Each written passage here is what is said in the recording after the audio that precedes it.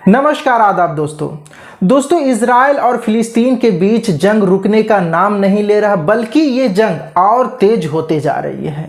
दोस्तों इस जंग का आज 16 दिन पूरा हो चुके हैं और दोनों तरफ से आसमानी हमले किए जा रहे हैं, जहां पर रॉकेट, मिसाइल और बम बरसाए जा रहे हैं। इस युद्ध में सबसे ज़्यादा नुकसान गाज़ा को होते जा रहे हैं, क्योंकि हर दिन हर रात वहां हमले किए जा रहे हैं इजराइल के तरफ से।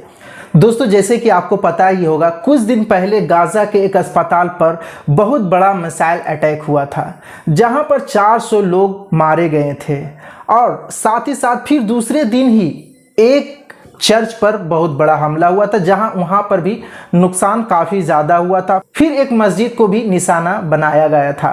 और साथ ही साथ आप बता दें, एक और बड़ी खबर निकल के जो सामने आ रही है, आपको बता दें कि देर रात गाज़ा पर इजराइल ने फिर बहुत बड़ा हमला किया है। तो इसकी पूरी खबर, पूरी अपडेट इस वीडियो के जरिए जानेंगे, मगर उससे पहले प्लीज़ वीडियो को ज़्यादा से ज़्यादा लाइक कीजिए, शेयर कीजिए, और चैनल पर नए हैं तो सब्सक्राइब जरूर कर लीजिए।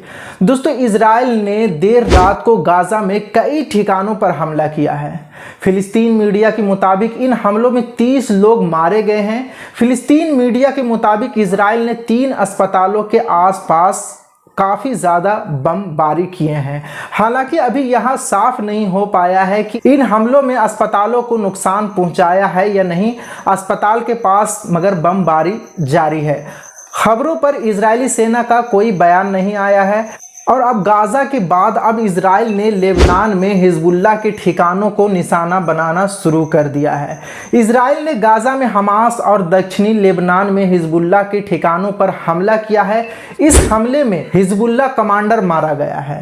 हिजबुल्लाह से संबंधित अल मनार टीवी ने ये दावा किया है कि इससे पहले इजराइल ने हमास के तोपची डिप्टी कमांडर मोहम्मद कटम्स को मार गिराया था। इजरायली सेना ने बताया कि उसने सोमवार को हिजबुल्लाह के 2 ठिकानों पर बहुत बड़ा हमला किया है। इन ठिकानों हिजबुल्लाह के आतंकी इजराइल पर एंटी टैंक मिसाइल और रॉकेट लॉन्च करने की साजिश भी रची थी। इजराइल ने सोमवार को गाज़ा में कई ठिकानों पर भी हमला किया था, जिसमें 30 लोग को मारे जाने की खबर सामने आई थी। इजराइल और हमास के बीच 7 अक्टूबर से जंग जारी है। 7 अक्टूबर को हमास ने इजराइल पर हजारों रॉकेट दागे थे। इतना ही नहीं, हमास के लड़ाकों ने सीमावर्ती इलाकों में घुसपैठ इजरायली सैनिक और लोगों पर हमला किया गया था। इन हमले में अब तक 1400 लोगों की जान गई है। वहीं इन हमलों में इजराइल गाज़ा पट्टी में हमास के ठिकानों पर बमबारी कर रहा है।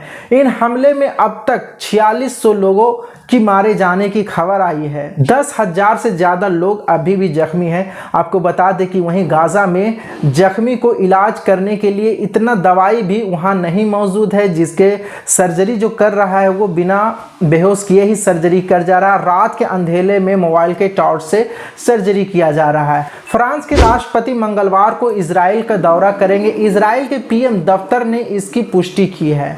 हमास से युद्ध को लेकर इजराइल के प्रति अपनी एकजुटता दिखाने के लिए इजरायली पीएम नेतन्याहू से मुलाकात करेंगे। इससे पहले अमेरिका के राष्ट्रपति जो बाइडेन और ब्रिटिश पीएम ऋषि सुनक भी इजराइल का दौरा कर चुके हैं। अब इजराइल से जंग के बीच ईरान ने भी चेतावनी दी है कि अगर गाज़ा में इजरायली नरसंहार जारी रहा तो चीजें नियंत्रण से बाहर हो जाएगी। ईरान के विदेश मंत्री हुसैन अमीर अब्दुल्लाहन ने इजराइल और अमेरिका को भी चेतावनी दी है। उन्होंने कहा है कि अमेरिका राष्ट्रपति जो बाइडेन ने जल्दबाजी में तेल अवीव की यात्रा की, उस शासन का बचाव किया जो नागरिकों को मार रहा है और अस्पतालों में बम गिरा रहा है।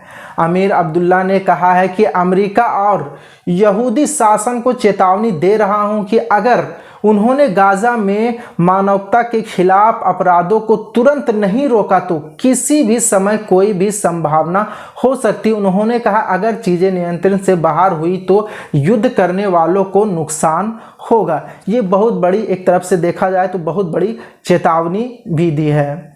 दोस्तों आपको क्या लगता है कि जिस तरह से गाज़ा पर लगातार इजराइल हमले कर रहे हैं, कभी मस्जिद को निशाना बनाया जा रहा है, तो कभी अस्पताल को, तो कभी चर्च को, और आज देर रात जो हमला हुआ है 3 अस्पताल के बाहर जो काफी बमबारी हुए, क्या लगता है ये अस्पताल को नुकसान नहीं पहुंचाया? अस्पताल में क्या जो मरीज होगा उसको कोई दिक्कत नहीं होगा? आपका क्या कहना, आपकी राय क्या है? कमेंट में हमें जरूर बताएं।